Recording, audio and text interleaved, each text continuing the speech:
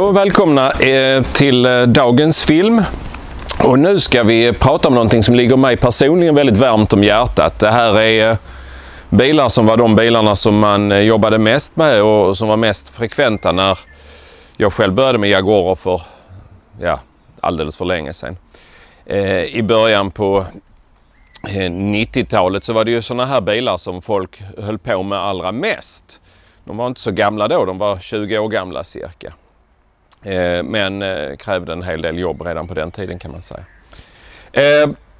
Vad har vi då här? Jo, detta är ju en Jaguar XJ serie 1 som vi brukar kalla dem. Och i den här filmen ska vi använda den här bilen som illustrationsobjekt. Och det vi säger i den här filmen, det gäller ju i stort sett även för XJ serie 2 som då är nästa generation, som är väldigt, väldigt snarlik på många sätt. Och väldigt mycket som vi pratar om kommer även att gälla för XJ 6 serie 3. Man brukar med ett samlingsnamn kalla de här bilarna för seriebilarna. Och de kom ju då 1969 års modell kom ju då Jaguar XJ 6 serie 1. Och det var ju redan då 68 som den kom, men årsmodell 69. Sen tillverkades den med små förändringar fram till 1973 som är sista årsmodellen. Och 1974 kom då serie 2. Serie 1 känns lättast igen utifrån på att här har vi en stötfångaren fram är väldigt lågt placerad kan man säga. Och så har vi blinkersen mellan stötfångaren och lampan. Serie 2 är tvärtom, där sitter stötfångaren här kan man säga och så blinkersen under. Och serie 2 har då följaktligen en mycket lägre grill och har inte de här extra ventilationsgallerna här. Bak till finns det också skillnader, men den lättaste skillnaden är ju fram.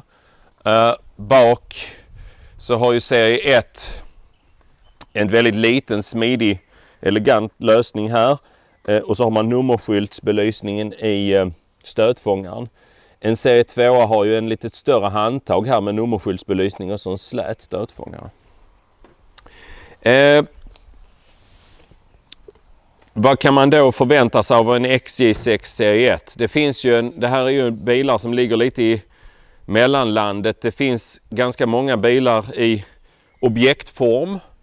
Bilar som har stått still i väldigt många år och som kanske hjälpligen möjligen går att starta och så, men som verkligen behöver mycket hjälp och kärlek för att kunna gå på vägen. Så finns det ju ett fåtal bilar i ett absolut toppskick, men de flesta hamnar ju någonstans i mellanläget. Och det är väl just i det här mellanläget den här bilen befinner sig i, som vi ska använda som illustrationsobjekt idag. Vi ska faktiskt göra en liten koll på bilen som vi då här precis har bytt in och se vad det är vi har fått. För det första, vad är det för en bil vi har framför oss här? Jo, i papperna så står det 1971 års modell. Vi kan titta lite mer på det sen här i papper, men jag är lite tveksam om jag ska vara ärlig. Den här bilen ger ju då ett intryck av att den har varit i Sverige sedan ny med den här gamla typen av nummerskyltar som jag själv älskar, som ju är från 70-talet. Och ägarhistoriken är solid bak till 1971. Men den uppmärksamme såg ju redan när vi tittade på bilen från sidan att det var någonting som inte riktigt verkade stämma med en svensk såld bil, och det var ju de här lamporna. Visst, man skulle kunna tänka sig att de var eftermonterade, men i det här fallet har de suttit på från början. Så den här bilen är ju faktiskt flyttgodsimporterad 1971 ifrån en väldigt ovanlig marknad. Den kommer från, för vi säger att den har sidomarkeringsljus precis som en amerikansk såld bil har. Men samtidigt så har den kilometermätare, och det har de faktiskt haft från början. Det är inget som är ombyggt här, och den är vänsterstyrd. Det berättar för oss, om inte jag hade vetat innan så hade jag nog ändå gissat faktiskt på Kanada, vilket är alldeles rätt. Den här bilen är nysåld i Kanada och togs in av en ingenjör som flyttgods 1971. Jag tror faktiskt att den är äldre än 1971 års modell. Nu kan man luras lite grann just på det här andra ursprunget, men det ser ut som att den har, eftersom den har den äldre typen av backljus, från ungefär 71 så där så fick man en hel sån här och så satt reflexerna i baklamporna. Nu kan det möjligen vara som sagt för att jag luras lite av att den här är från att det var annorlunda på just Kanadamarknaden. Men en svensk såld 71 hade nog inte de här backljusen. Samma sak så har den de raka avgasrören. Och det är ju någonting som avskaffades ganska tidigt. De första serie 1-orna 1969 och 70 de såg ut så här. Sen fick man då, insåg man att det här var inte helt lyckat för att avgaserna när man körde de steg ju rakt upp så här och sen så blir det en sorts baksug när man kör. Och då sögs ju avgaserna in i bagaget genom öppningen här helt enkelt. Och eftersom bagaget är kopplat till ventilationen så kunde man under vissa omständigheter få in avgaser i kupén helt enkelt. Nu är inte heller det säkert att detta är original utan de här avgasrören är ju säkert utbytta så att det är mycket möjligt att den har haft kurvade avgasrör från början. Men årsmodellen som sagt var jag faktiskt lite osäker på själv. Just det, vi kan titta här när vi har öppet här. Vad är det här? Här har vi ett helt bagageutrymme fyllt med olika reservdelar. Det som är lite kul här va? Här är mycket grejer som vi inte ens har öppnat. Men det här, det är ju ett set Strömberg-förgasare med insug. Och då är det ju så att det här är faktiskt så att på en bil med den här specifikationen så är det original. Detta är förgasarna som har satt på bilen när den var ny. De är ju inte lika kraftfulla eller lättjusterade som SU-förgasarna. Så att den här bilen som vi ska få se har fått andra förgasare. Nu var den låst då. Det är inget centrallås här inte.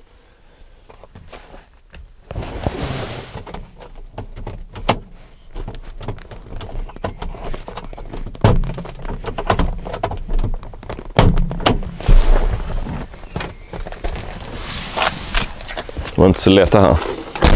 Jo, nu så. Det är nämligen så att en Jaguar XJ serie 1, det här är ju en lite speciell procedur. Bilen är ju vänsterstyrd och har varit det från början. Men lik förbaskat sitter huvudöppningen på höger sida. Det är, de tänkte väl inte riktigt färdigt. Sen får man gå över till andra sidan. För här sitter säkerhetsspärren. Så att lite grann hur Jaguar har tänkt där, det vet jag faktiskt inte. Men då ser vi här att här sitter ju ett SU-förgasararrangemang istället. Som ger bilen en både bättre prestanda och den lättare att justera och så. Sen ser vi här att om vi nu ska försöka hitta spår av tidigare ombyggnationer och så. När det gäller de här bilarna så skulle jag vid min personliga åsikt vara att det är det här med matching numbers och att det ska vara exakt original. Det har väldigt liten betydelse värdemässigt för bilarna är inte speciellt dyra egentligen. Men om vi tittar här så ser vi ju att det här passar inte riktigt ihop sen. Detta är den gamla typen av luftrenare till SU-förgasarna och den har bara en enkel strut så här. Men den luftrenaren som satt på de här original Strömberg-förgasarna den skulle ju kopplats ihop med det här och tagit sin luft där. Så den här biten här är ju liksom lite överflödig. Annars är ju installationen oerhört elegant gjord. Visste man inte om att det var ombyggt skulle man inte veta om det. Samma sak så råkar jag veta att det här är inte originalmotorn till den här bilen. Kunden som bytte in bilen berättade att originalmotorn står kvar i hans garage för eventuella intresserade. Den var väldigt sliten. Detta är en serie 3-motor. Och man kan alltså alldeles utmärkt använda en XJ serie 3-motor med förgasare, även om den ursprungligen har haft insprutning. De går alldeles utmärkt med det. Man får lite större ventiler och lite bättre andning i motorn. Så de går faktiskt riktigt bra med förgasare också. Annars när vi är här under motorutrymmet så kan vi passa på att titta. Vad ska man nu kolla efter när man tittar efter en sån här bil? Ja, kan jag börja leta efter kvarglömda borttappade saker som man kan hitta här i motorutrymmet.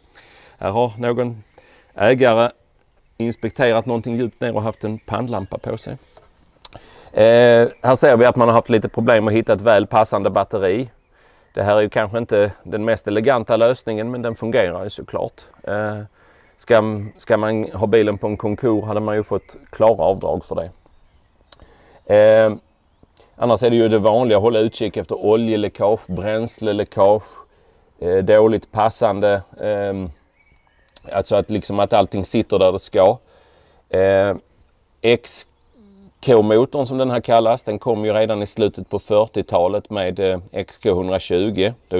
Och den motorn det är ju en gammal konstruktion och tål ju inte jättehöga miltal sådär fantastiskt bra. Idag är det ju vardagsmat att motorer klarar 30-40 000 mil, men det gör faktiskt inte en sån här motor utan att bli rejält sliten. Man får inte glömma att samtida Volkswagen och så vidare, där fick man ju liksom ett plakett eller guldklocka eller någonting när bilen hade klarat 10 000 mil. Så att det här är ju liksom 40-50-talsteknologi fastän vi pratar 70-talsbilar. Så det är viktigt att kolla att man har skött servicer, olja, glykol etc. En lite specifik sak på XJ-serien, det är ju den här fläkten. Ser ni att här är en sån här viskofläkt. Nu ser det ut som den bara frirullar, och det gör den för att motorn är kall. Här inne sitter den bimetall. Så när motorn börjar bli varm, eller fläkten börjar bli varm rättare sagt, så låser sig den mer och mer och så snurrar fläkten med och kyler. Det är ganska vanligt att det lagret blir slitet, och då kan den glappa här, och i värsta fall kan lagret skära. Och det som då händer är att i första läget så fastnar fläkten och kyler hela tiden. Då hör man att bilen låter som en höfläkt, och det kanske inte är så farligt, men värre är att den kan faktiskt lossna. Och så att det har varit mer än en gång där man har fått de här vassa stålfläktbladen rakt upp genom motorhuven när då fläktnavet har skurit helt och hållet. Som sagt var, här under huven ser ju faktiskt det mesta väldigt prydligt ut på en sån här bruksbil. Jag tycker vi kör en liten runda som första test här. Och just det, här ska ni få lära er någonting som ni kanske redan vet. Hur stänger man en huv på en XJ-seriesbil? Jo, då är det så att det vanligaste som folk gör, det är ju att de är så rädda om bilen så de gör så här ungefär. Och så... Ja, det gick ju. Och så går de över så här. I det här fallet så fick vi ju ner den, det gick ju bra. Ganska vanligt är att när man har gjort så här, det är att den far upp efter ett tag. Och då tänker man att det är något fel på bilen liksom. Men det är det egentligen inte, utan när man gör så som vi gjorde nu så blir det lite grann att man bygger in lite spänningar i hela alltet. Så att det bästa är faktiskt att stänga den på ett mycket, mycket våldsammare sätt som jag ska visa.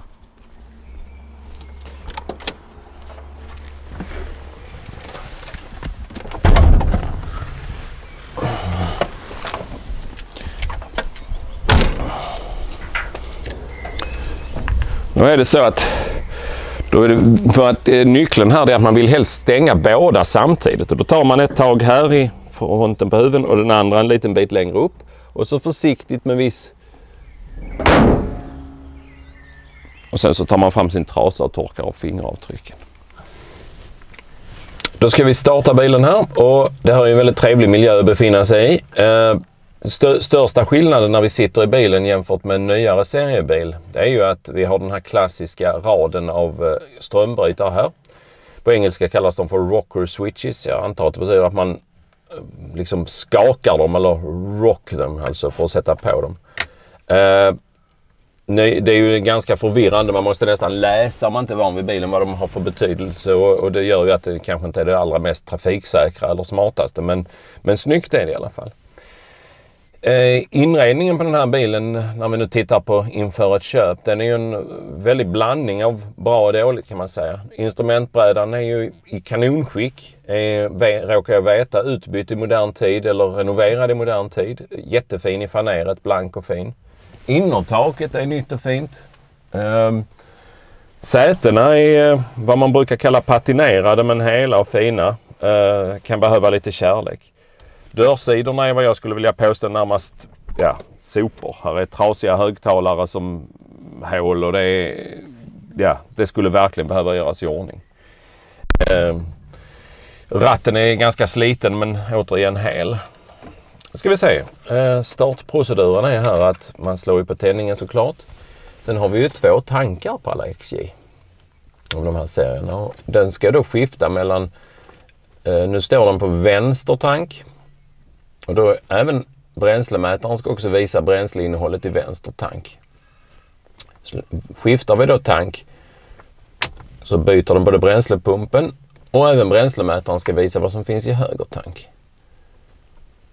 Och här verkar det ju lovande, det verkar som det fungerar.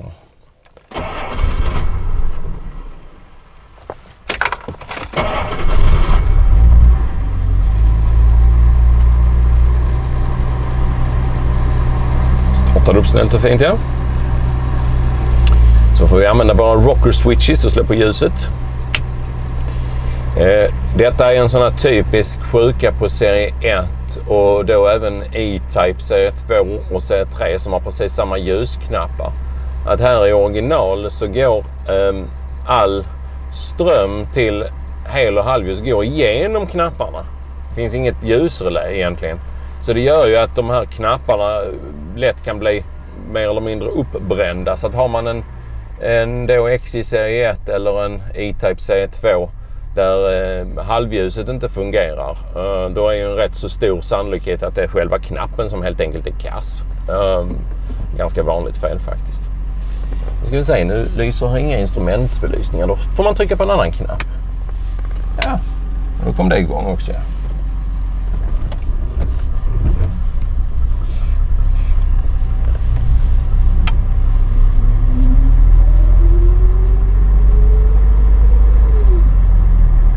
Om det hörs på filmen, men när vi smög iväg så här så hörde man ett litet tjutande ljud från transmissionen. Det är ganska normalt med så här gamla bilar att man har ett litet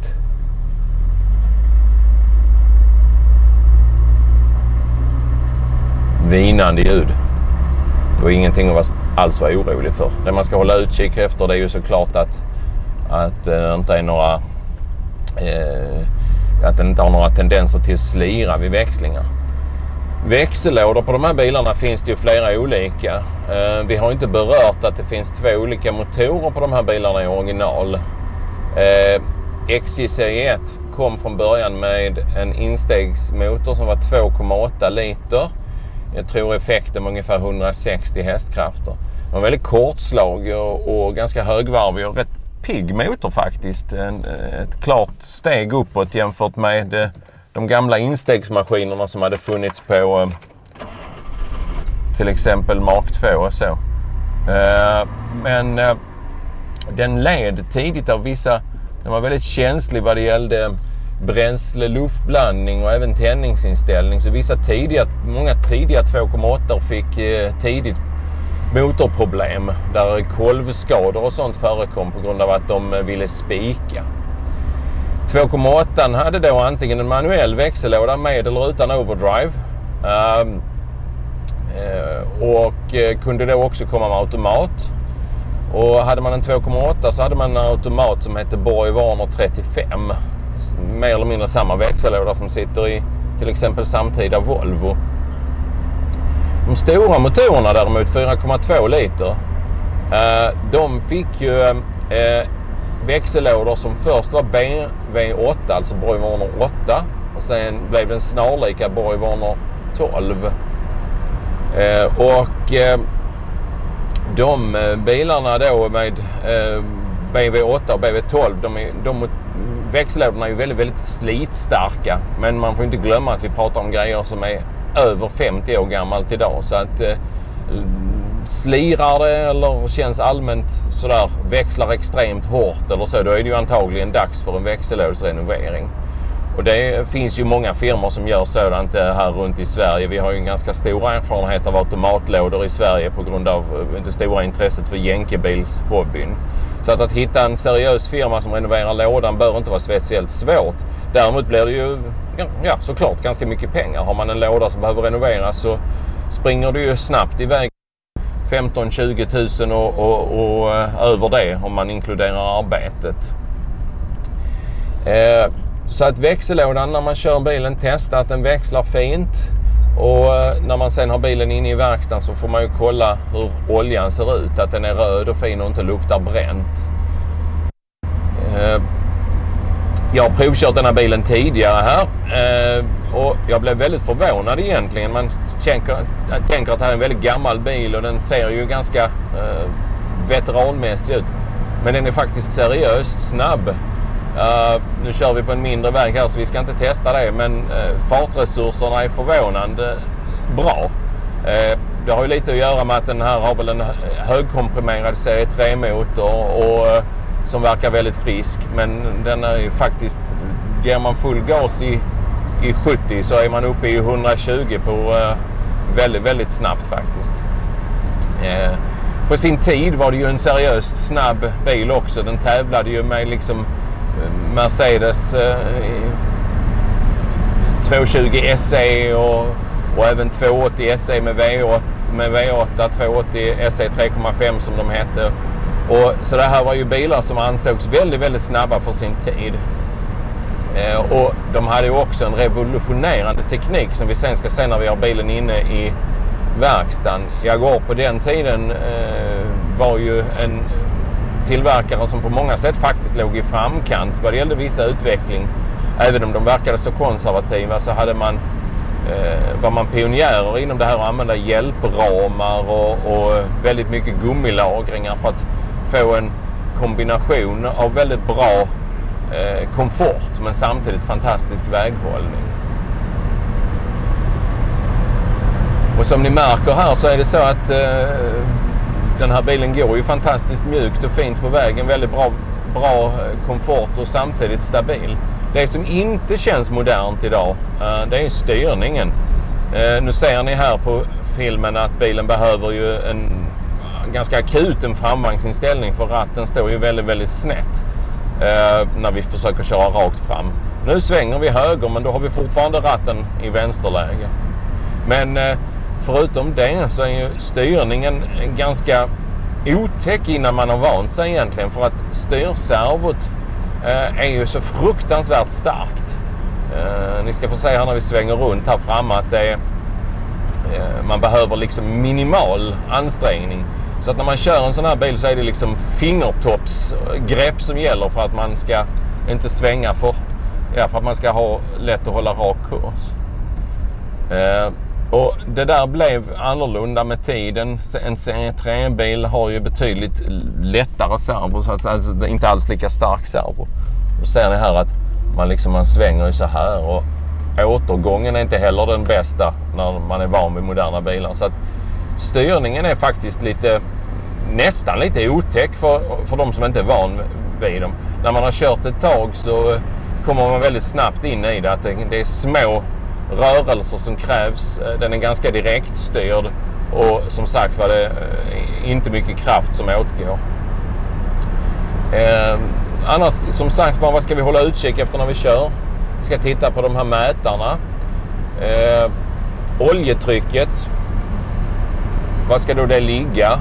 Många är vana vid oljetryckslampor och missförstår de här mätarna. De tror liksom att ju högre oljetryck desto bättre på något sätt. Det är alltså inte normalt att den hela tiden står längst till höger i mätaren, utan alla de här mätarna egentligen på bilen, de är designade för att visa normala värden i ungefär mittläget.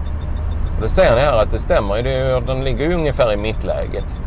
Och det är också så att Jaguar har aldrig angett några oljetryck på tomgång, utan det är oljetryck vid 3000 varv som man brukar prata om. Så att så länge mätaren ser ut som denna så ser det väldigt bra ut. Temperaturmätaren ska ju också ligga stabilt. Den ska inte ligga för lågt och inte för högt heller. Utan någonstans i mitten. Laddningsmätaren, samma sak där. Eller rättare sagt voltmätaren heter det på en så här modern bil som har växelström i generatorn. Då visar den ju spänningen. Den ska också ligga i ungefär mittläget. Bränslemätaren, ja, den ger sig själv, att det får man ju själv hålla koll på vad som är rimligt att den ska ligga. Sen lyssnar vi såklart efter oljud när vi kör. Jag tyckte inte det var några anmärkningsvärda oljud när vi började köra, men hör ni nu när vi kör lite långsammare här? Vad fara är det? Och så fort vi nuddar bromsen så försvann det. Ja, det får vi nog undersöka lite noggrannare här på lyften. Det här är ett ljud som förra ägaren har plågats av i ett par år, har han sagt, och aldrig riktigt kommit på vad det är. Vi är ganska övertygade, jag och Björn, om att det här har någonting med bakbromsarna att göra. För att det är samma sak om vi kör väldigt, väldigt sakta. Tänk nu på att det här är ingenting som ni ska göra hemma, för att det ska jag förklara varför det kan vara lite farligt eller lite skadligt att göra så. Men om vi nu kör här jättesakta så hör vi hur det gnisslar. Och så fort vi drar lite i handbromsen så försvinner det också. Så att vi tror det har med bromsarna bak att göra. Varför man inte ska då dra hårt i handbromsen när man kör och varför man absolut inte ska köra iväg med handbromsen på, det är ju för att handbromsklossarna bak är väldigt små. Det är väldigt lätt att de ramlar av om de blir överhettade eller så. Och då har man ju plötsligt ingen handbroms alls. Och är det något som XJ-seriebilarna är kända för på besiktningen, så är det nog att de sällan har speciellt bra handbroms.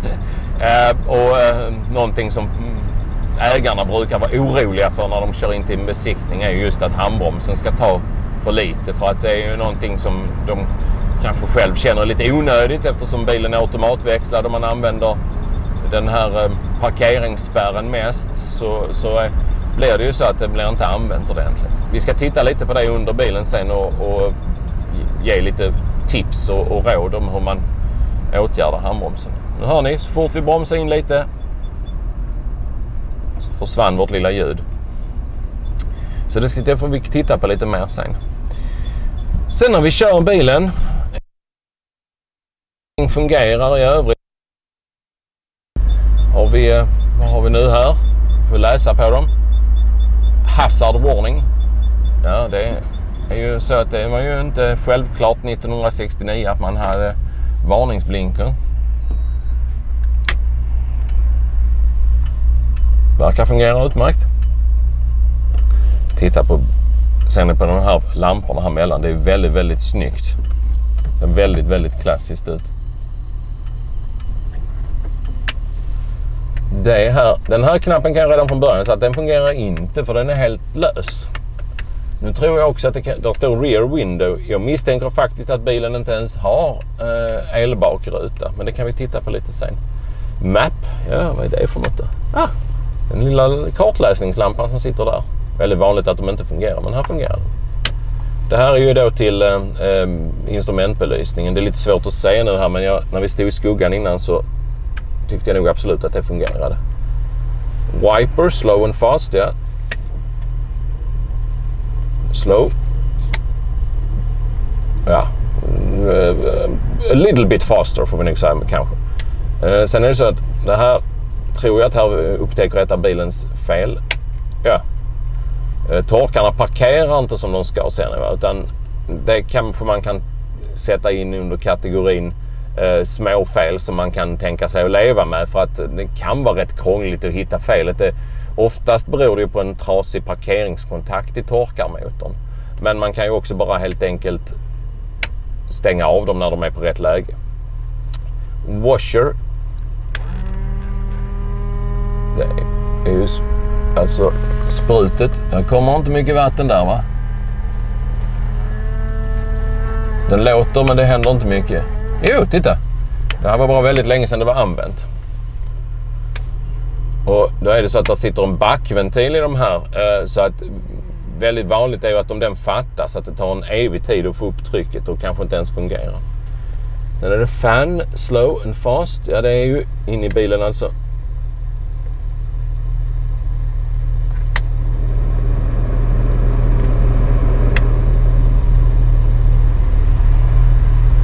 Fungerar. Den har vi varit inne på redan, den knappen. Och här är ju då, kan man ju då ställa in värmen. Det kunde vara lite intressant att se om det fungerar, för att nu har vi bara, nu står den ju avstängd här, vad den står på 0. Det här vet jag inte riktigt vad det symboliserar, men det är liksom, det varmare ju högre siffra man har i alla fall. Sen kan man reglera lite grann luftflödet upp och ner på de här bilarna. Finns också en extra på de nyare serieettorna. Det kanske är så att det kanske kan vara ett sätt att avgöra huruvida det här är 1970 eller 71 års modell, för att nyare serieettor har en extra luft som släpper in här nere, och det verkar faktiskt inte denna ha, så jag tror inte riktigt på att det är en 71 som sagt, va? Men det kan vi se sen. Nu ser vi om värmen fungerar. Så, då kör vi vidare från vårt lilla stopp.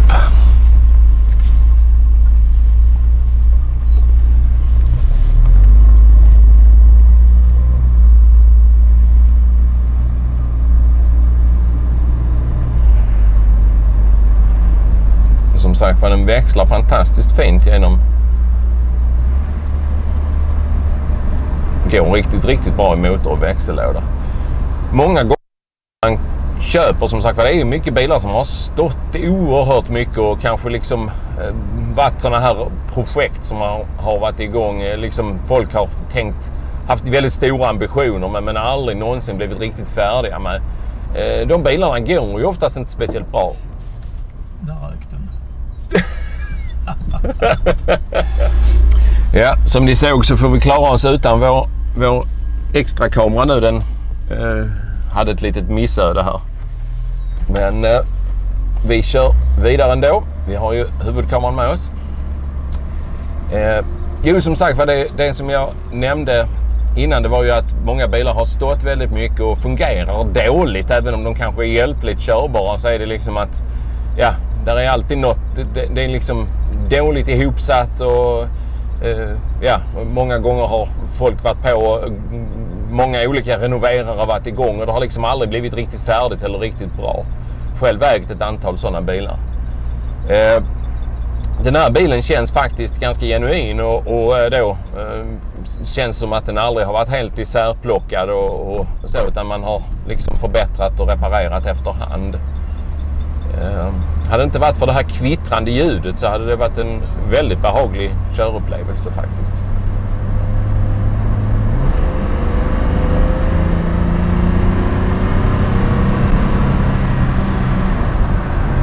Jag ser att den gamla, den kan fortfarande. Där är fortfarande en ganska bra acceleration i den. Sen ska vi helst inte titta på bensinmätaren när vi gjorde den här accelerationen. För den rörde sig antagligen lika fort.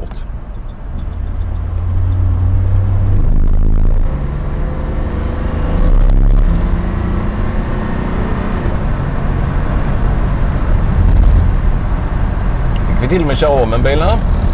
Som sagt var, det här är bilar som ni märker håller väldigt väl, följer väldigt med en normal trafikrytm och är behagliga och är okej. Man sitter bra, värmen fungerar känner vi nu. Och det är liksom, det är inte mycket man behöver försaka. En varm sommardag är det klart att då saknar man ju verkligen det här med AC som vi har blivit så väldigt bortskämda med idag. Det har ju varenda småbil idag har ju AC, men 1971 så var det ju oerhört sällsynt. Det var ju liksom bara de allra dyraste bilarna av de allra. Det fanns som tillval på XC 1, men det var fruktansvärt sällsynt i Sverige skulle jag vilja påstå. Och även ovanligt i USA faktiskt. Men annars som sagt var bilar som absolut tål att köras mycket och som mår bra av att köras mycket.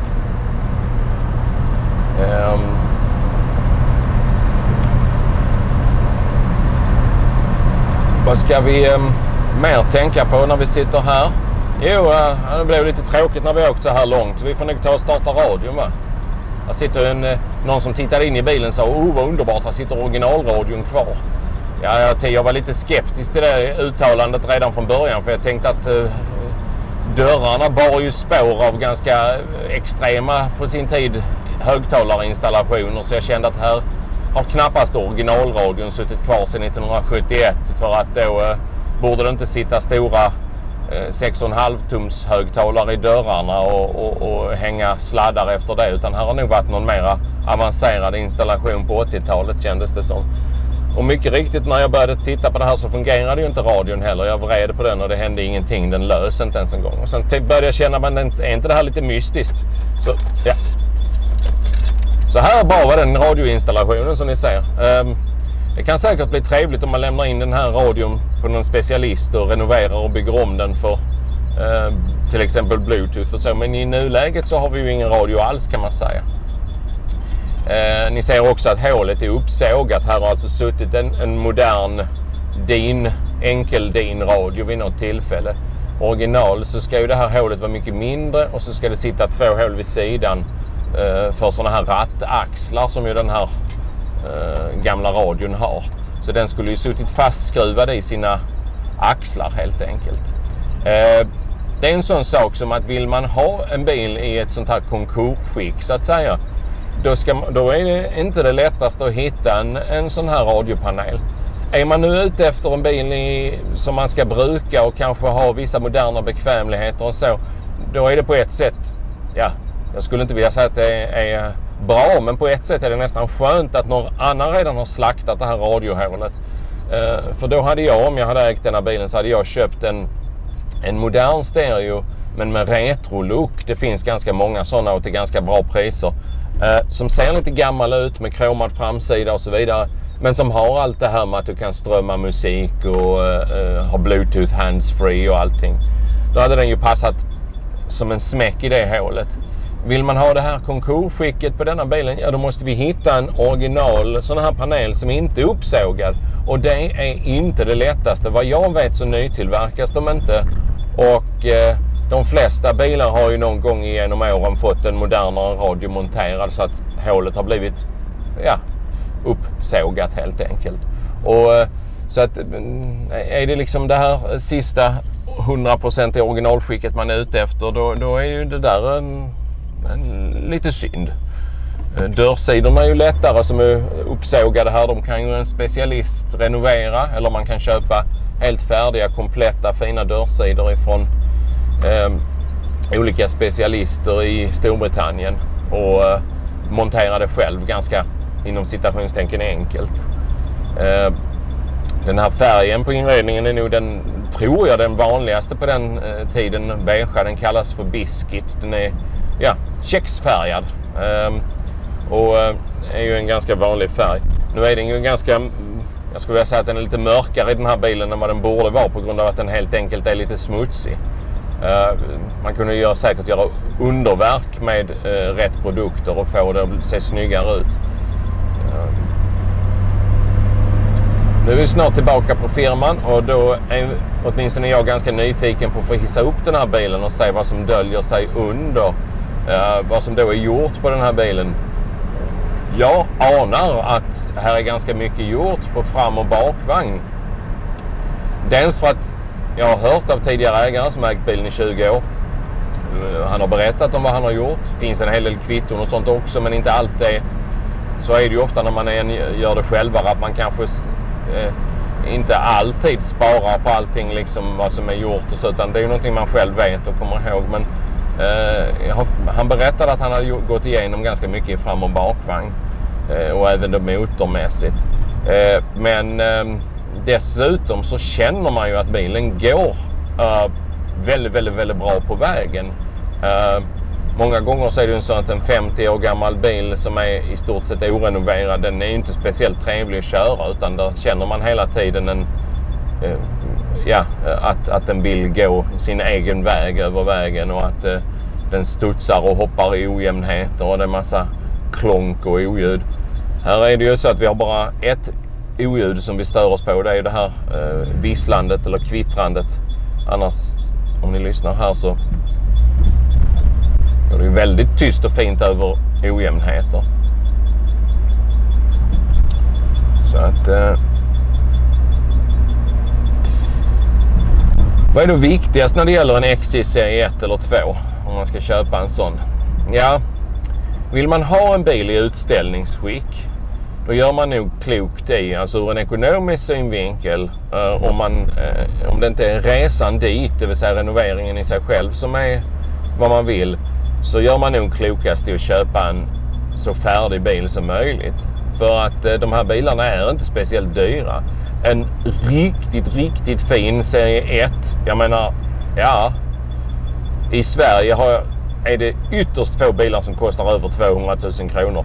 Och visst, 200 000 kronor det är väldigt mycket pengar. Men i samlarbilskretsar så är det ju... Ja, om man sätter det i perspektiv vad man får ge för en 50-tals folkvagn i acceptabelt skick så är ju 200 000 för en Jaguar i toppskick väldigt billigt. Och vad man sätter det i relation till att helrenovera en Jaguar som man köper för 30 000 så är ju också 200 000 kronor billigt.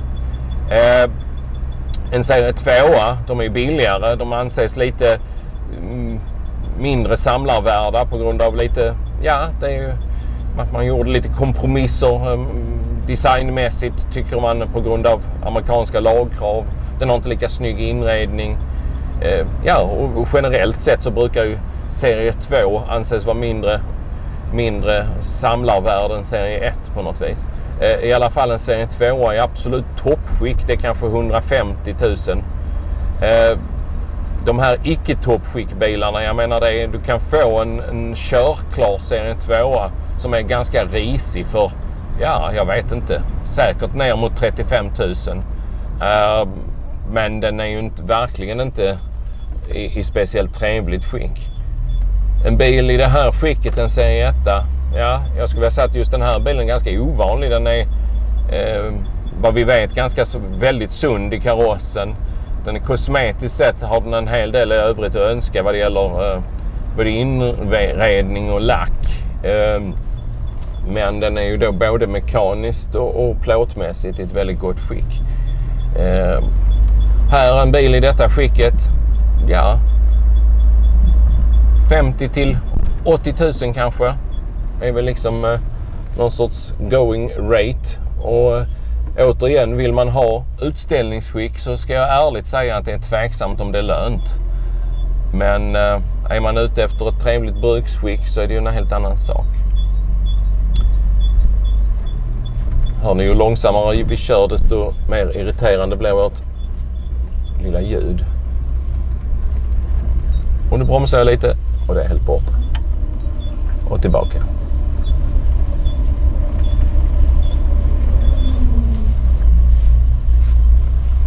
Just det.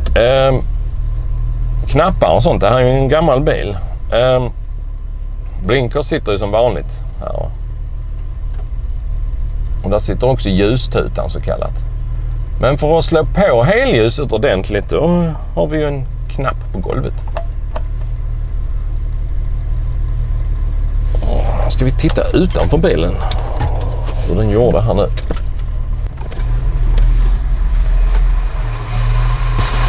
Nu ser vi ett fel till som vi upptäckte här nu på bilen.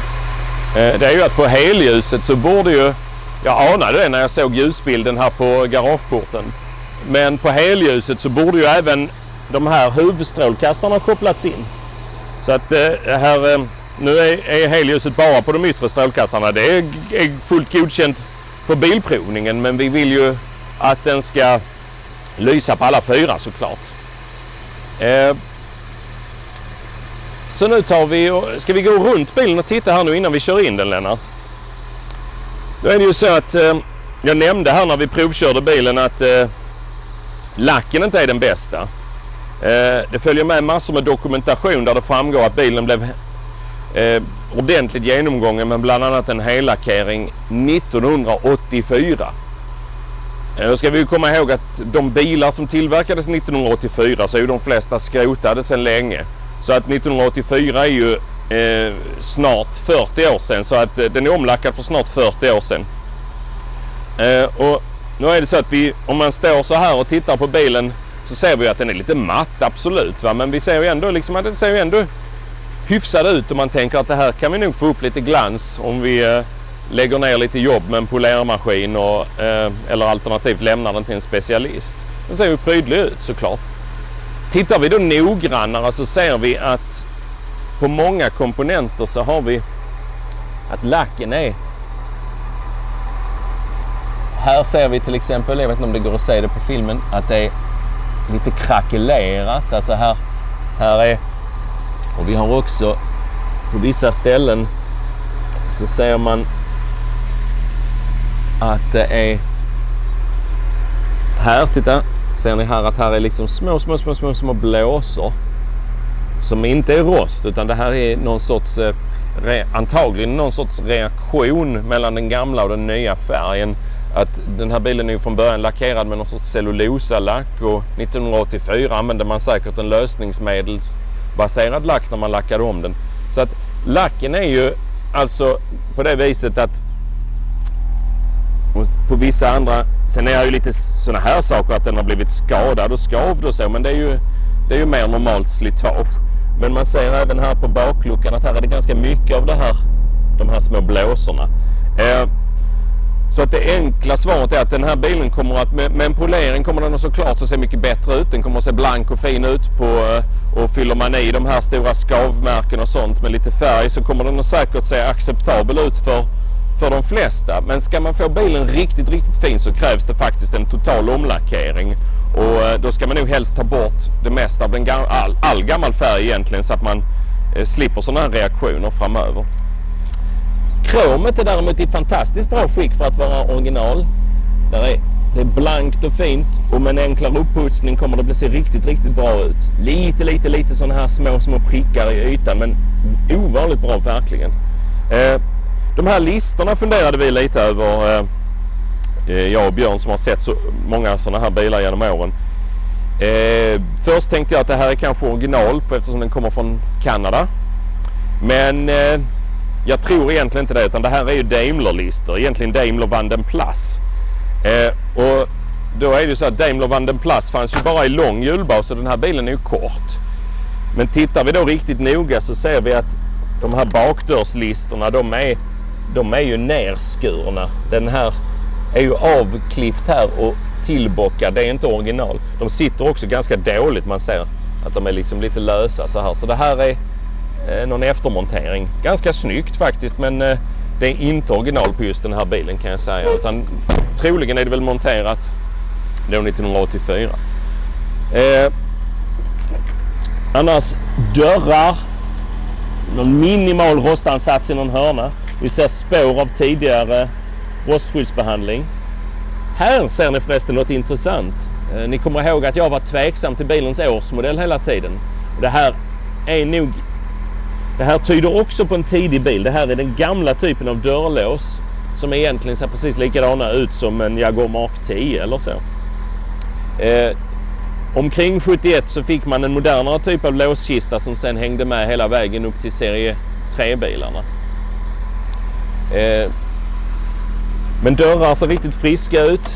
Lite grann i dörrhörnorna. Finns spår av tidigare rostskyddsbehandlingar. Sådana här pluggar sitter lite överallt. Syns inga större skador ned till heller. Här är en liten ansats med bubblor i denna skärmen. Vi vet inte vad som döljer sig här, om det är något allvarligare eller om det bara är ytligt. Troligen har det väl kommit lite grann i något omvik här bakifrån. Annars är framskärmarna på just en serie 1 väldigt viktigt att de är i bra skick, för de finns inte att köpa nya längre och har inte funnits på väldigt många år.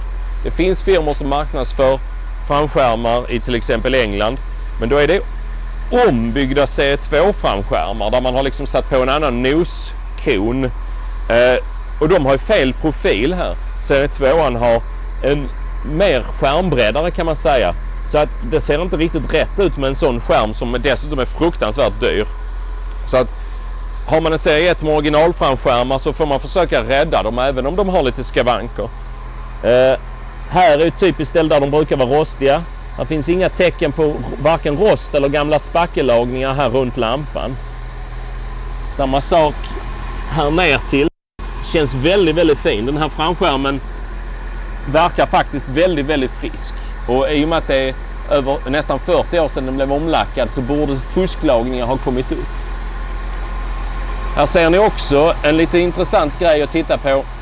Och det är här att en senare serie 1 den har galler här för att släppa in luft till de här extra luftintagen som jag nämnde. Så det här är väldigt tidiga strålkastarsargar utan de gallren. Det passar lika bra med gallersargarna så att säga.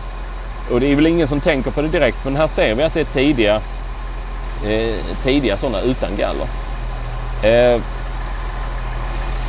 Återigen, kromet är väldigt bra skick. Alla lampor och sånt ser väldigt fint ut. Grillen är en sån här ställe som brukar vara dålig. Ni ser att det här är ju sånt här gjutgods, alltså en sorts zinkgjutgods som sen är kromat. Det brukar få lite som pest, så att det är massor med såna kratrar eller blåsor. Den här ser oförskämt fräsch ut. Något lite är där. Finns inga sådana som är perfekta, skulle jag vilja påstå, eller nästan inga i alla fall. Samma sak här, inga tecken på vare sig direkta fusklagningar eller rost här runt omkring.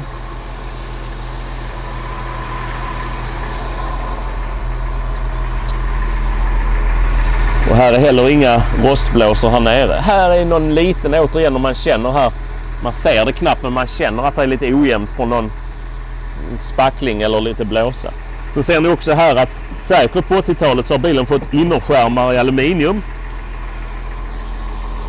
Istället för de plåtar som brukar sitta här och som rostar bort i rask takt, så har bilen fått innerskärmar i aluminium. Och säkert skyddat den en hel del. Annars som sagt var, det vi kan säga här utifrån, så är ju bilen i rostmässigt i väldigt bra skick. Här ser vi ett avsteg från original. Här har de uppenbarligen lagat rost vid något tillfälle. Och ni ser att det är en gavel här på tröskeln. Det gör ingenting, men de har liksom lagat den på fel sätt, kan man säga. Den ska vara försänkt in. Här är det bara en rak plåt från skärmkanten och in. Så där vet man ju att här har hänt någonting genom år. Vi ska se om det... Ja, du ser vi inte det här fram eftersom där är innerskärmen i vägen. Vi ska se om det ser ut på andra sidan. Nej, det är likadant här.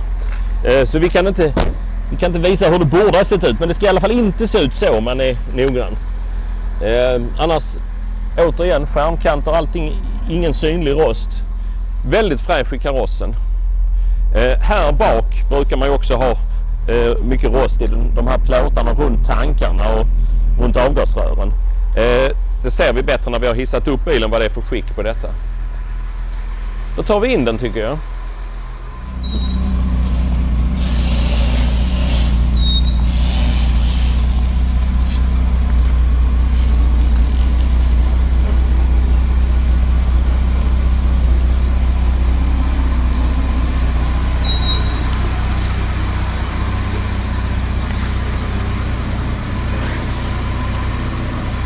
När man kör in den här, som det är mest jobbigt att ratten står så snett, för då om man vill köra rakt får man ställa ratten lite snett här.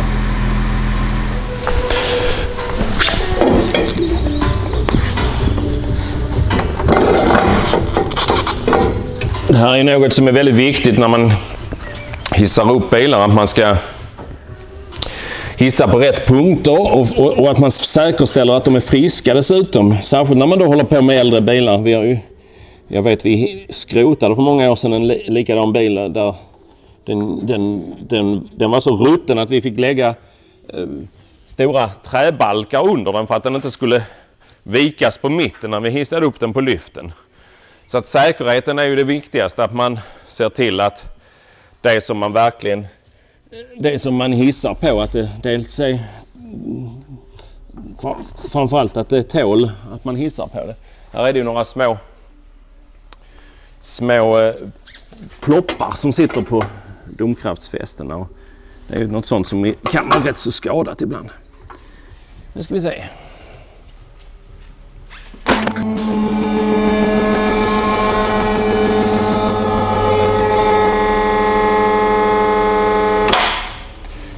Så innan vi då stoppar in vår egen nos in under bilen, så kollar vi att det här ser bra ut. Här är ju så att här står det ju, den här är en liten knopp här under som vi inte ser nu. Det här är ju ett väldigt extremt viktigt område för bilen, att det är strukturellt friskt här. Det är ganska vanligt att de kan vara helt utrostade här. Men här ser det väldigt friskt och bra ut. Här fram till har vi också ett känsligt område som ju sitter i hjulsprutet och som innefattar då domkraftsfästet och det som man kallar för towboard, alltså det, ja, där man har passagerarens fötter i det här fallet. Ser också friskt och bra ut här. Ja, nu gjorde jag som jag inte borde ha gjort. Jag gick under bilen, men här såg det fint ut också. Och lika så här. Här ser ni att här har man ju lagat någonting. Va? Sitter ju en lagningsplåt här. Va? Så här har ju varit lite dåligt. Då kan vi hissa upp den ytterligare en bit så vi ser lite bättre. Då ser vi ju här att här hade vi våra misstankar var ju rätt, att bilen är ju då rostlagad på 80-talet. Trösklarna anade vi att det hade hänt någonting med. Ändarna hade man ju gjort på ett icke-originalsätt, kommer ni ihåg. Här ser vi också att här är ju bytt trösklar. Här är ju svetskarvar här som inte är original, och vi ser även här att här är en tunn bit remsa här där man har bytt en bit av innertröskeln eller yttersta biten av golvet. Ja, det kanske inte är den allra elegantaste svetsarna, men det har ju hållit bra i då snart 40 år och finns ju ingen anledning att röra i det. Ser ju stabilt och liksom rätt ut på det viset. Trösklarna har nog varit någon typ av, ni ser att här har ju färgen lossat, och det beror ju antagligen på att trösklarna verkar faktiskt vara gjorda av galvaniserad plåt. Så det har ju hållit bra, de här lagningarna. Samma sak på denna sidan, att här är samma bit plåt bytt, och även en liten bit här längre bak så har man bytt någon liten remsa i yttersta biten av golvet. Annars här är ju inga tecken på att man har rostlagat. Så ser vi här under, det är ju en gammal Jaguar, så jag menar att här är lite spår av lite oljeläckage. Det är ju inget onormalt. Här är inga stora flöden, utan det är liksom lite kladdigt lite överallt som är helt normalt. Sen ser vi här att här är ju någonting bra, va?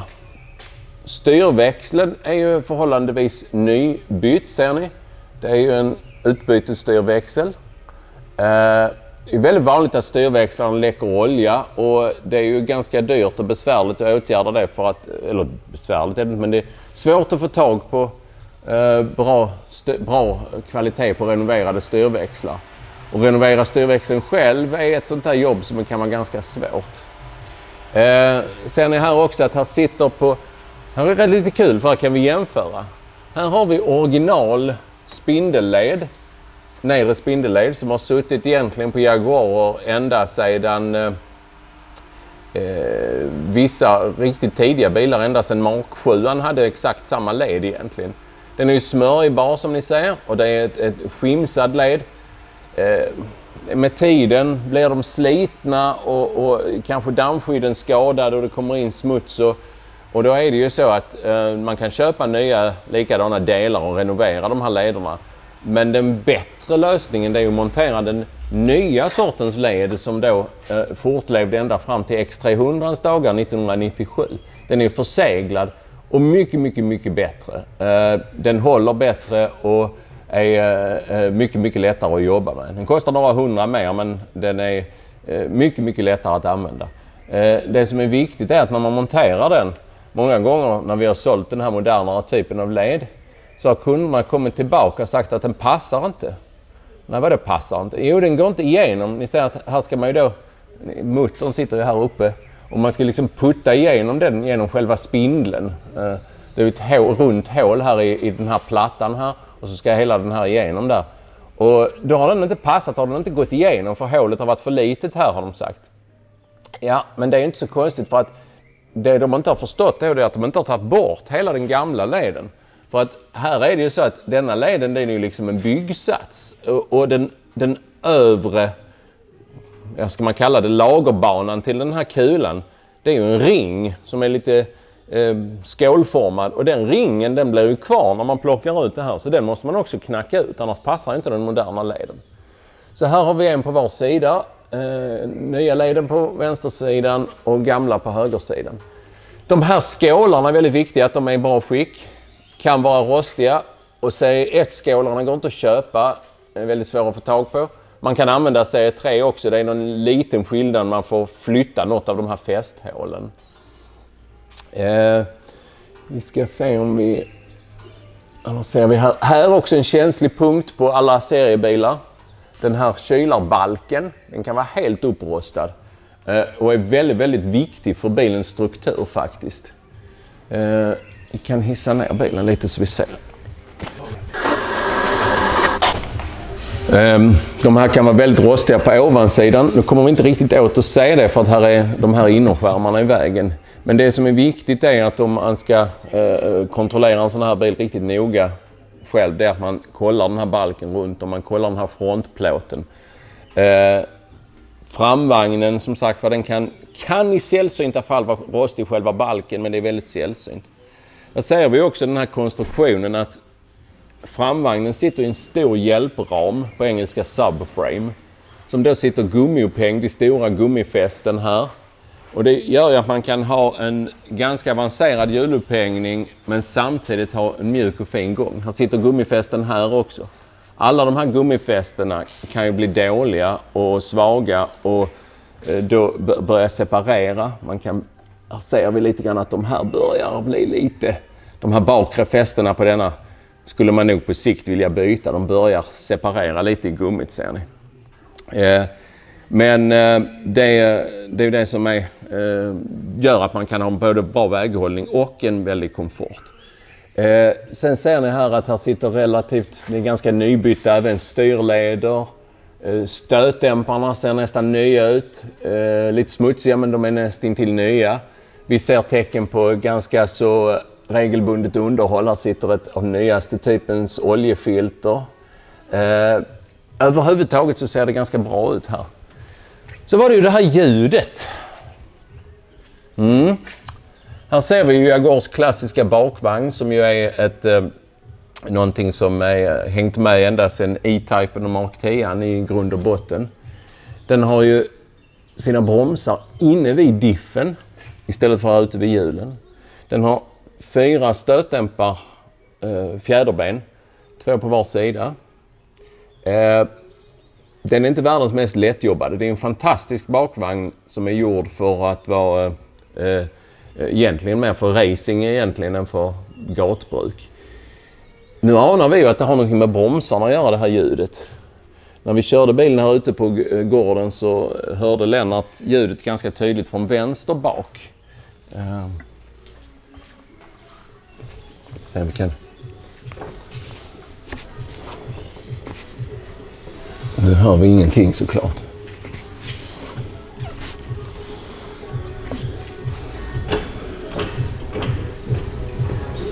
Jag känner ett litet glapp här, men det är nog helt normal så kallad backlash i diffen. Här ser ni också att här är mycket gjort. Här sitter ett rostfritt avgassystem, stor bonus. Bromsoken ser alldeles nya ut, blanka och fina. Stötdämpare och fjädrar är också relativt nyligen bytt. De här armarna som är ett vanligt rostproblem och där bussningarna brukar kunna vara dåliga också. De ser också alldeles nya ut. När bussningarna i dessa är dåliga, det har mycket större betydelse än vad man skulle kunna tro, för att då ändrar bilen riktning under last kan man säga. Det vill säga att man drar på så vrider sig bakaxeln åt ena hållet och när man släpper gasen så vrider den sig åt andra hållet. Och det gör ju att bilen ändrar riktning efter gaspådraget. Så bakaxeln blir självstyrande om de här bussningarna är dåliga. Både den här stora och kanske framförallt den här lilla i bakkanten på de här så kallade radius arms. Oerhört viktigt att de är i bra skick, för att annars blir bilen helt hopplös att köra. Som sagt var, denna kändes väldigt bra på vägen. Så här finns ingen anledning till oro. Ni ser här är mycket tecken på nya grejer. Här är en ny bromsslang. Vi ska hämta en lampa så vi kan lysa lite mer på bromsarna här överhuvudtaget. Hissa upp den lite mer.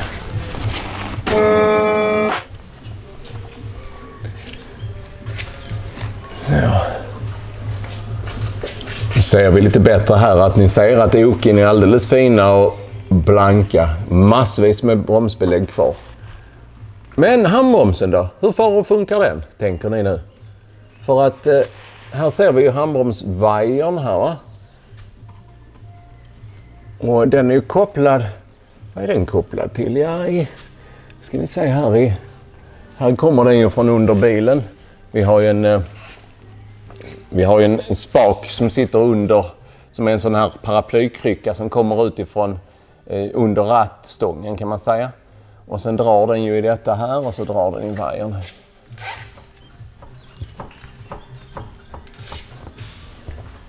Men vad händer här bak det? Det gör ju ingenting på bromsklossarna. Nej, för att det är handbromsoken. De sitter här uppe. Jag tror du ser dem härifrån, Lennart. Här uppe är handbromsoken. Det vill säga att de är helt omöjliga att komma åt. Det är egna handbromsok. Och det är där som vi kanske misstänker lite att felet för det här kvittrandet ligger. Att det har någonting med handbromsen att göra. Man kan se lite här att här är en liten skruv eller mutter där som ni ser, va? Och det lilla handbromsbelägget är fastskruvat i handbromsoket. Nu finns det lite specialtrick för att om man då har problem med det här med handbromsen. Det här systemet ska egentligen vara självjusterande och systemet är då beroende av att dels att den här vajern går lätt, att den inte går trögt och dels att man har justerat den på rätt sätt i grundjusteringen i vajern. Om man spänner vajern för mycket då kan inte självjusteringen fungera. Då kan det vara problem att få självjusteringen att fungera i alla fall. Men här sitter också väldigt viktigt att de här returfjädrarna sitter här och de sitter på plats båda två. Men då är det så att det finns lite specialtrick. Tricket är nummer 1, det är att man ska släppa på vajern och se till att den har ett frispel här så att inte de ligger an hela tiden lite grann. Och sen kan man då justera från utsidan här med en lång skruvmejsel spänna in en skruv där man har plockat ut en sprint. Och sen ska man då justera precis lagom mycket. Den är en liten trick som vi har lärt oss. Annars är det ju så att man måste ta av om man vill byta handbromsklossarna så måste ju handbromsoken av. Och då ser ni hur kul det ser ut. Det är ju så att antingen får man ju ta av hela bakaxeln. Det kan man ju göra om det är så att det behövs göras en massa annat på den. Men är det bara handbromsoken som ska göras då känns det ju lite synd. Det går ju faktiskt att lossa detta och så att säga vrida alltihopa över bakaxeln så att de kommer ut på andra sidan har jag för mig. Jo precis, man kan få ut dem här. Och så, alltså man kan skruva loss dem och så få ut dem här och sen ta ner dem och fixa det och så upp igen på plats. Det går. Man kan också sänka ner bakaxeln lite grann för att få bättre plats. Så ser ni här också att här är ju lite allmänt kladdigt här. Det här verkar ju vara olja som läcker från ingående axeln här och tar sig bakåt. Det gör egentligen inte så mycket, lite grann där är helt normalt. Det som är viktigt är att det inte läcker för mycket från de utgående axlarna för då hamnar det på bromsarna. Och i det här fallet ser det torrt och fint ut här uppe. Så ett litet oljeläckage här det är helt normalt. Sen ser ni också en annan intressant sak på alla XJ-seriebilar och det är att man har smörjnipplar. Här och här. Och drivaxlarna. Och här ser vi ett tecken på att den här bilen har fått noggrann skötsel där någon har smort de här ganska nyligen. Smörjer man aldrig dem så blir det ju katastrof. Eller katastrof, men det blir ju förstört alltså alla de här. Det är massor med ställen det kan vara glapp i en sån här bakvagn. Och det är jätteviktigt att smörja det för annars så blir det ju, går det ju torrt och blir utslitet väldigt fort. Sen är det kanske inget man behöver göra varje 100 mil heller utan liksom en gång om året eller någonting så smörjer man med en fettspruta. Vi ska för övrigt känna lite på just glapp här. Vi ska ta ner bilen lite och känna. Vi skulle försöka se om vi kunde höra det här ljudet om vi provar på andra sidan.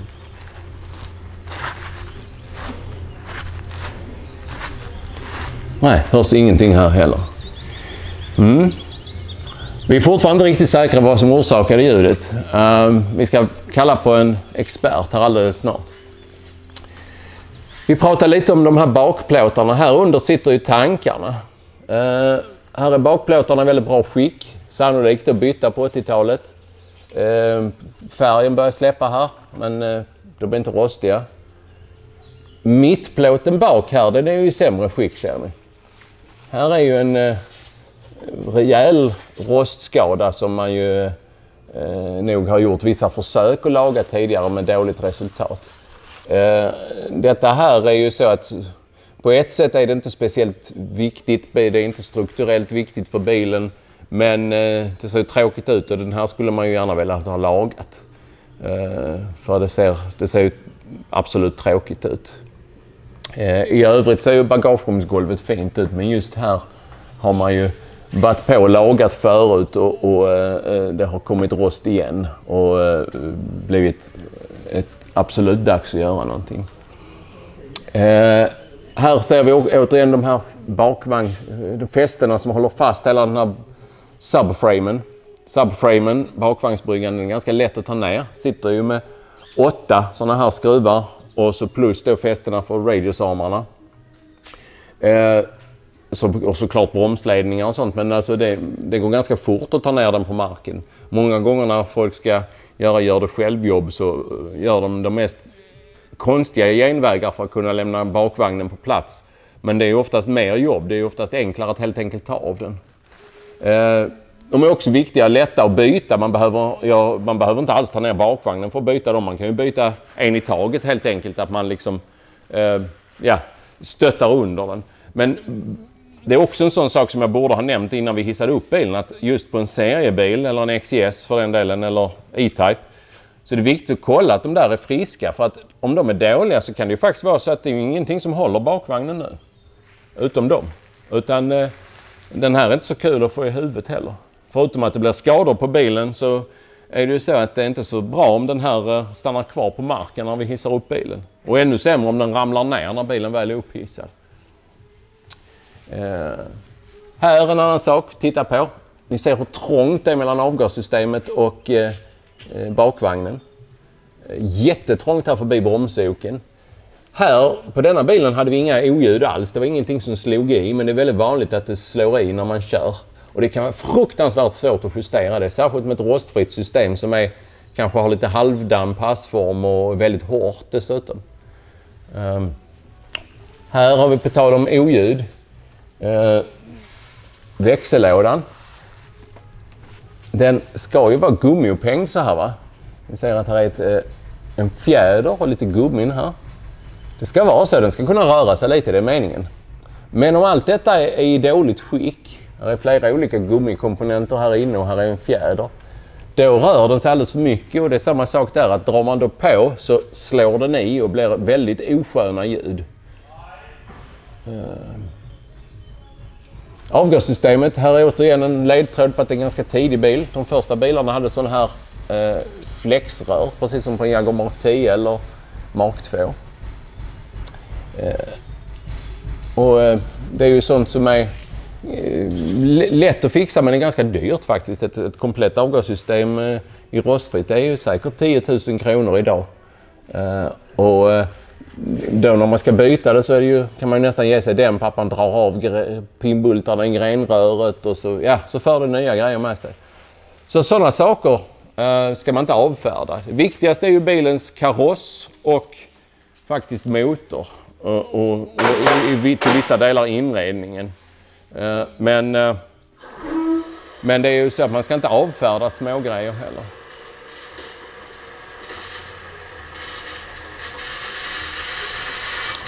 Tittar vi här och ser att den här bilen har ju sina original XJC1-hjul på plats.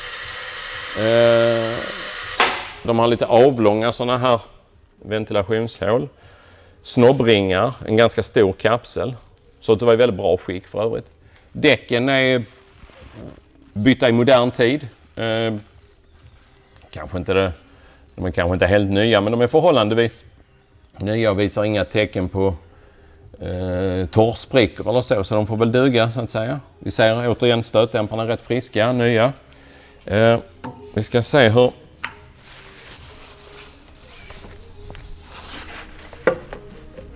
inga konstiga glapp. Rullar lätt och fint.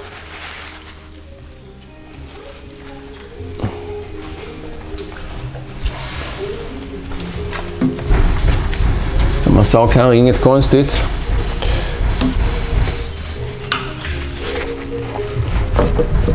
Här är lite mer glapp.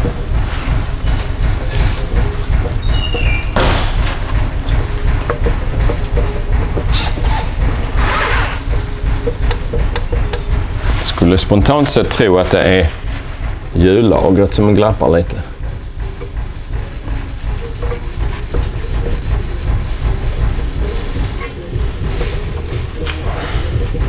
Jo, det är hjullagret, det är lite glapp här.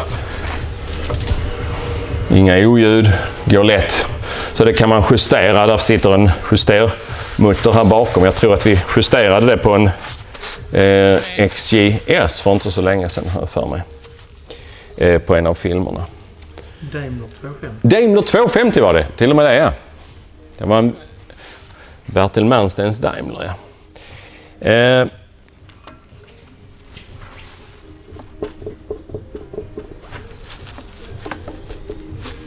Här är lite glapp. Det är acceptabelt. Lite glapp i hjullager. Sånt får det lov att vara här. Men däremot om de är för tajta är det ett värre problem, kan man säga. Nu låter det alltid lite mer här. Det är ju drivaxlar och allting som snurrar med. Inget onormalt.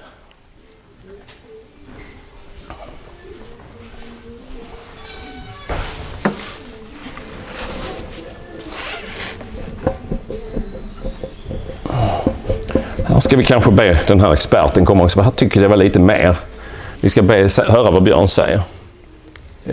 Ja, då har vi fått kalla in kavalleriet i termer av Björn, som är ju nog en av de som vet mest om de här bilarna i Sverige, skulle jag nog vilja påstå. Vi har hållit på med de här väldigt länge. Ja, man har beskruvat sönder och samman de här i, ja, vad kan det vara, 35-40 års tid, ända sedan de var nya, höll jag nästan på att säga. Och XY-modellen är ju en mycket trevlig modell, väldigt klassisk Jaguar-modell. Serie 1, Serie 2, Serie 3 med 6-cylindrig motor eller V12-motor. Idag ska vi då titta lite på det här med bakhjulslager. Man kan bli något lurad på de här faktiskt. Man bör ju nästan vara 2 man när man kontrollerar var glappet sitter. Det är ju jätteenkelt om du drar lite på hjulet där. Så ser ni här glappar det ju. Och då kan man ju direkt säga här, ja, det är bakhjulslagret som är dåligt. Och det kan det mycket väl vara i detta fallet också. Men för att försäkra sig om det här så är det ett 2-mansjobb som jag sa. Och nu ska jag be Anders rycka lite i hjulet. Mm. Det är också lite så att om vi håller på andra hållet i hjulet så här och drar, så är glappet väldigt mycket mindre. Och hade det bara varit hjullagret så skulle ju glappet varit lika stort på det hållet, eller hur Björn? Ja, det skulle det vara. Men nu så drar vi så här och då är det mycket större. Då är det fullt synligt här. Och då får man ju titta här, att här ser man ju att själva hjullagerhubben rör sig något mot drivaxeln. Och det tyder ju på att man har ett spel i hjullagret. Sen måste man titta vidare in på bromsskivan och till differentialen här. Här har man då ett yttre differentiallager som faktiskt kan glappa. Och det gör det någonting här också faktiskt. Lite glapp. Kvittot brukar vara om man har för stort glapp här i det här lagret, så kommer packboxen inte täta, utan då kommer det rinna ut olja ner från diffen. En annan sak som många lurar sig på när man rycker i hjulet, det är att man har en lagring, nedre hubblagring. Och när man rycker i hjulet så kan den här hubblagringen glappa. Och då hjälper det inte att byta hjullager, för glappet ligger där. Så det är lite små meka-tips just när det gäller bakvagnen på de här XI-modellerna. Sen förstod jag det att den här bilen har lite gnissel när man kör med den. Och gnisslet försvinner när man drar i handbromsen. Eller om man använder vanliga bromsen. Eller man använder vanliga bromsen. Och det ska vi titta på varför. Om du hissar upp bilen lite Anders, så kikar vi på det.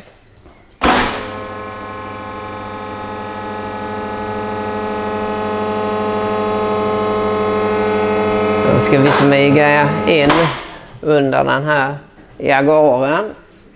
Och lyser vi upp på färdbromsoken. Och XC-modellen är ju, och även andra Jaguar-modeller med den här IRS-bakaxeln är ju ganska lustig. Där har man en färbromsok. Ovanpå färbromsoket har man då satt in ett separat handbromsok. Både på höger och vänster sida. Och här gör jättemånga fel. Och det säger jag ju direkt här att här har vi gjort vad man kan säga ett riktigt barnfel. Här har man inte riktigt förstått konstruktionen på de här handbromsarmarna som går ut. Om man tittar ända upp här så ser man att där är en fjäder. En liten brunrostig fjäder. Det är likadant på denna sidan. Ja, de ska inte synas så att säga. Att den här handbromsmekanismen ligger redan på. Alltså den ligger dragen. Vilket gör att de här små bromsklossarna som sitter där. De kommer ligga lite mot skivan. Och ligger de mot skivan så får man ett ljud. Vilket är ganska enerverande. Så det man får göra här, det är att man får släppa vajern. Och de som har svag handbroms på de här bilarna, man får gärna en anmärkning på bilprovningen som säger svag handbroms. Vad gör man? Jo, då justerar man handbromsen så att den ska ta tidigare. Och tar man då och justerar handbromsen så den ska ta tidigare, då åker armarna ihop. Och när de åker ihop så kan inte armen gå tillbaks till sina ändlägen. Och i och med att de inte gör det så fungerar inte självjusteringen. Så använder man handbromsen så kommer handbromsen bli svagare och svagare och svagare tills klossarna slits upp. Och det kommer aldrig bli bättre för man har lossat vajern och så brukar jag dra de här armarna manuellt så att de hamnar i sitt utgångsläge. Och sen spänner man tillbaks vajern. Så att de här armarna ska ligga betydligt närmare bromscykeln.